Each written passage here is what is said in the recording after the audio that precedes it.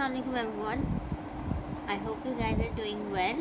In today's video lecture, I'll be discussing with you guys some formulas related to the chapter 7 circle of second year according to ECAT.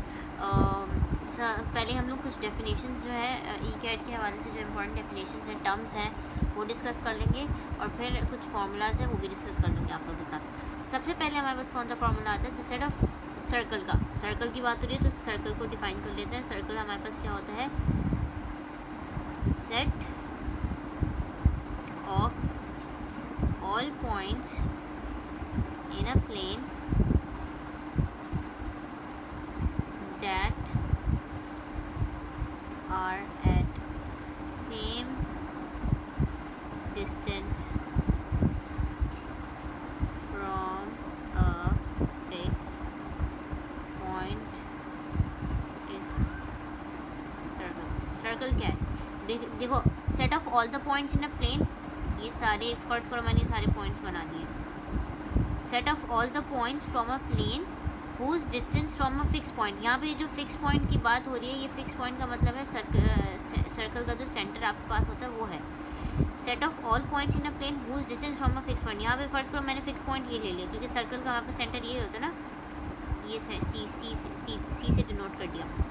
तो set of all points whose distance from, अब देखो जो centre होता है ना circle में, हमें क्या होता है सेंटर का इस अगर फर्स्ट मैंने इसको सर्कल अब बना दिया तो जो सर्कल मेरे पास होगा उसका सेंटर से लेकर इधर से भी डिस्टेंस सेम होगा, इधर से भी डिस्टेंस सेम होगा, इधर से इधर से इधर से इधर से इधर से इधर से। तो कहने का मतलब ये होता है कि जो एक फिक्स पॉइंट से बाकी सारे तमाम पॉइंट्स का अगर डिस्टेंस बराबर होगा तो हम लोग उसको क्या कह देते हैं? हम लोग उसको सर्कल कह देते हैं।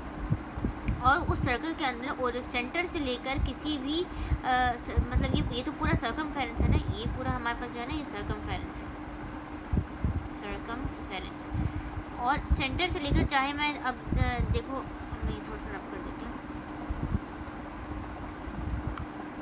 थोड़ा सा नीचे कर देती हूँ, ये सेंटर हो गया। अब सेंटर से लेकर चाहे मैं यहाँ तक का डिस्टेंस कहूँ, चाहे मैं यहाँ तक का डिस्टेंस कहूँ, यहाँ तक का कहूँ, यहाँ तक का कहूँ, यहाँ तक, ये सारा मेरे पास डिस्टेंस जो है ये मेरे पास रेडियस है। ठीक है, ये पूरा डिस्टेंस मेरे पास क्या हो जाएगा? रेडियस हो जाएगा। और जब रेडियस का यहाँ से यहाँ तक का डिस्टेंस हमारे पास रेडियस होता है, ये पूरा क्या हो जाता है? मेरे पास डायमीटर होता है। तो हमें ये पता होना चाहिए कि diameter is twice of radius. ठीक है, अगर यहाँ तक मेरा डिस्टेंस है तो अगर यही यहाँ से मैं डिस्टेंस मार्क कर दूँ, ये पूरा मेरे पास क्या हो जाता है? ये मेरे पास डायमीटर हो जाता है। ठीक है, रेडियस की बात की। अच्छा, कोड क्या, हमारे पास जो कॉर्ड होता है उसको वो क्या होता है वो भी डिस्कस कर लेते हैं। देखो, अब अगर फर्स्ट करो मेरे पास ये सर्कल है, ठीक है, कॉर्ड हमारे पास, कॉर्ड की डेफिनेशन क्या होती है? A line segment joining any two points on a circle is a cord. ठीक है, ये मेरे पास एक सर्कल है, यहाँ पे मेरे पास उसका सेंटर है। A line segment joining any two points on the joining any two points on the circle. First करो एक पॉइंट मैंने यहाँ ले लिया, एक पॉइंट मैंने यहाँ ले लिया। Line segment joining any two points on the circle is chord. तो ये मैंने क्या बना दिया? कॉर्ड हो गया। लेकिन उसकी शर्त ये होती है कि वो सेंटर से पास ना करे, जाहिर है, क्योंकि अगर वो लाइन अगर सेंटर से पास करेगी तो वो फिर डायमीटर बन जाएगा मेरे पास। तो कॉर्ड हमारे पास क्या होता है? कोई भी दो पॉइंट, एक ऐसी लाइन जो सर्कल के किसी भी दो पॉइंट्स को मिला रही हो। देखो, अब कॉर्ड फर्स्ट करो, अगर मेरे पास ये है सेंटर और अगर मैंने ये लाइन लगा दी, यहाँ से ये लाइन लगा, तो ये भी कॉर्ड है क्योंकि सर्कल को दो ऐसी लाइन जो दो पॉइंट से कनेक्ट कर रही हो सर्कल को, वो हमारे पास क्या हो जाएगी? कॉर्ड हो जाएगी। लेकिन अगर वही लाइन अगर मैं इस तरीके से वही लाइन में सेंटर से पास करा दूँगी तो वो मेरे पास फिर कॉर्ड नहीं कहलाएगी। हालांकि ये भी दोनों पॉइंट से पास दोनों पॉइंट्स को ही लाइन सेगमेंट ज्वाइन करिए, लेकिन यहाँ पे कॉर्ड नहीं कहलाएगी। क्यों? क्योंकि सेंटर से आप पास करिए। अगर ये सेंटर से पास करेगी तो फिर ये पूरी लाइन मेरे पास क्या हो जाएगी? डायमीटर हो जाएगी। आ रही है समझ? ठीक है, अच्छा, उसके बाद हमारे पास क्या होता है? सीकेंड हमारे पास क्या होता है? अ लाइन दैट, सीकेंड की बात कर लेते हैं हम, अगर मुझे आप लोगों को सीकेंड समझाना है। A line that intersects a circle in more than one point. देखो, ये मेरे पास सर्कल है। देखो, जो कॉर्ड होता है ना, उसके जो लाइन होती है ना वो सिर्फ यहाँ तक, यहाँ मतलब सर्कल से बाहर नहीं जाती। लेकिन जो सीकेंट होता है ना हमारे पास, उसकी जो लाइन होती है वो हमारे पास इस तरीके से ड्रॉ हो जाती है, वो सर्कल से बाहर भी जारी होती है। A straight line of indefinite length, क्या हो गया, इनडेफिनेट लेंथ, स्ट्रेट लाइन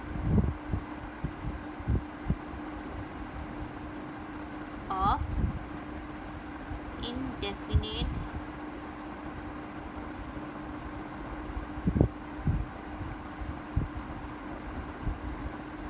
तो बात इसमें जो समझने वाली बात क्या है, a straight line of indefinite length which cuts the circumference at 2 points is called secant. अब सीकेंट और कॉर्ड में क्या फ़र्क था, कॉर्ड में जो है ना लेंथ जो होती है वो सिर्फ सर्कल तक ही लिमिटेड होती है, सर्कल तक ही, ये सर्कल तक ही लिमिटेड होगी, लाइन जो है वो सर्कल से बाहर नहीं जा रही होगी, ये कॉर्ड होगा। लेकिन अगर मैं सीकेंट की बात करूँगी तो सीकेंट में सबसे पहली चीज़ जो आती है वो क्या आती है कि straight line of indefinite length, मतलब लेंथ जो है वो मेरी वो भी 2 पॉइंट्स को ही कनेक्टेड है, लेकिन लेंथ जो है वो इनडेफिनेट हो जाएगी हमारे पास, तो वो मेरे पास क्या हो जाता है, वो सीकेंट हो जाता है। फिर हम लोग बात कर लेते हैं कि जनरल, हम लोग सर्कल्स में दो तरह की इक्वेशंस पढ़ते हैं। एक हम लोग पढ़ते हैं जनरल इक्वेशन और एक हम लोग पढ़ते हैं स्टैंडर्ड इक्वेशन। जनरल इक्वेशन आपको होती है X square plus Y square plus 2gx plus 2fy plus C equals to 0 और इसका रेडियस यहाँ पर होता है under root G square plus F square minus C. जबकि हमारे पास स्टैंडर्ड इक्वेशन क्या होती है, एक्स माइनस एच का whole square plus Y minus K का whole square equals to R square. ठीक है, यहाँ पे हमारे पास क्या होता है, एक्स, इसमें हमारे पास सेंटर जो होता है ना, जो स्टैंडर्ड इक्वेशन होती है उसमें सेंटर मेरे पास एच की होता है, जबकि इसमें हमारे पास क्या सेंटर होता है, माइनस जी माइनस ए, ये हमारे पास सेंटर होता है। ठीक है, दो तरह की इक्वेशन हो जाती है हमारे पास, जनरल इक्वेशन हो जाती है और एक हमारे पास स्टैंडर्ड इक्वेशन हो जाती है। अच्छा, जैसे अच्छा टेंजेंट और नॉर्मल की भी बात कर लेते हैं। सर्कल से टेंजेंट और नॉर्मल किस तरीके से बढ़ना होता है। अगर मेरे पास एक सर्कल है इस तरीके का और टेंजेंट क्या होगा, ये इस तरीके से गुजरेगा। टेंजेंट क्या होता है, बेसिकली ऐसी लाइन होती है जो सर्कल को एग्जैक्टली एक पॉइंट पे ही, सिर्फ एक पॉइंट पे कट करके गुजर रही होती है। ठीक है, तो वो मेरे पास क्या होता है टेंजेंट। टेंजेंट की डेफिनेशन क्या होती है, a line that intersects a circle at exactly one point, exactly एक पॉइंट पे सिर्फ सर्कल को टच करके जा रही होगी, तो वो लाइन मेरे पास क्या हो जाती है, वो टेंजेंट कहलाती है। ये टेंजेंट हो गया मेरे पास। ठीक है, उसके बाद हमारे पास क्या आ जाता है कि नॉर्मल की भी बात कर लेते हैं। नॉर्मल क्या होता है, नॉर्मल जैसे फर्ज करो, अब नॉर्मल और टेंजेंट इंस्टेंट में एक ही डायग्राम है, आप लोगों को समझाती हूँ। ये देखो, ये मेरे पास सर्कल है। ठीक है, टेंजेंट मैंने किस तरीके से बना दिया, टेंजेंट जो है वो एक ही पॉइंट पे, एग्जैक्टली एक पॉइंट पे जो है वो टच करके गुजरा, ये है वो पॉइंट। तो ये लाइन तो मैंने वो कह दिया। अब ये लाइन मेरे पास क्या हो गई, टेंजेंट हो गई। नॉर्मल क्या होगा, नॉर्मल हमारे पास कहते हैं normal of is the to curve is the point perpendicular to the tangent at that point. मतलब जो लाइन जो है, अगर मैं नॉर्मल ड्रॉ कर रही हूँ तो वो किस तरीके से होगा, ये बनेगा नॉर्मल। नॉर्मल जो होता है हमारे पास वो टेंजेंट के परपेंडिकुलर होता है। अब देखो, ये परपेंडिकुलर का मतलब 90 का डिग्री बना रहे हैं। अब देखो, जो टेंजेंट है, अब ये नॉर्मल इस तरीके से बन गया कि वो जो है टेंजेंट के परपेंडिकुलर आ रहे हैं। तो उस केस में हम लोग इसको क्या कहेंगे कि ये मेरे पास क्या हो जाएगा, टेंजेंट और नॉर्मल का डिफरेंस आ जाएगा। अच्छा, नॉर्मल के जब भी हमें इक्वेशन ऑफ टेंजेंट निकालनी होती है तो हम लोग कैसे निकाल लेते हैं, इक्वेशन ऑफ टेंजेंट और इक्वेशन ऑफ नॉर्मल का फॉर्मूला होता है। इक्वेशन ऑफ टेंजेंट हमारे पास होती है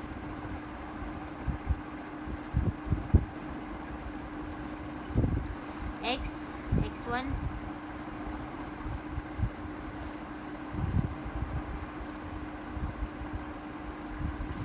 और इक्वेशन ऑफ, हम लोग वैसे इक्वेशन ऑफ टेंजेंट उस तरीके से भी निकाल रहे होते हैं कि हम लोग जो इक्वेशन दी होती है उसको डिफ्रेंशिएट कर लेते हैं, उसमें से स्लोप निकाल लेते हैं और वाई इक्वेशन में पुट कर देते हैं ना, Y minus y1 equals to M X minus x1, उससे भी हम लोग निकालते हैं। खैर, यहाँ पे इक्वेशन ऑफ टेंजेंट का एक इक्वेशन ऑफ टेंजेंट और नॉर्मल के काफ़ी डिफरेंट तरीके के फार्मूलाज हैं। एक मैं लिख रही हूँ, एक xy1 plus Y x1 equals to A square. ये भी हमारे पास क्या होता है, इक्वेशन ऑफ टेंजेंट होता है और नॉर्मल। अच्छा, कंडीशन हमारे पास होती है टेंजेंसी ऑफ अ लाइन की। लाइन हमारे पास टेंजेंट कब होती है, तो देखो अगर ये भी आप लोगों ने क्वेश्चन जब करे होंगे तो करे होगा, कंडीशन फॉर द टेंजेंसी वाले सवाल होते थे जिसमें हमने कंडीशन निकालनी होती है या हमें कुछ भी निकालनी होती है, लेकिन एक जनरल कंडीशन जो होती है टेंजेंसी की, अगर कोई लाइन हमें दी हुई है y equals to M X plus C, तो और ये हमारे पास लाइन है और ठीक है, X square plus Y square equals to A square, ये मेरे पास सर्कल है। तो उसकी कंडीशन क्या होती है, कंडीशन ऑफ टेंजेंसी।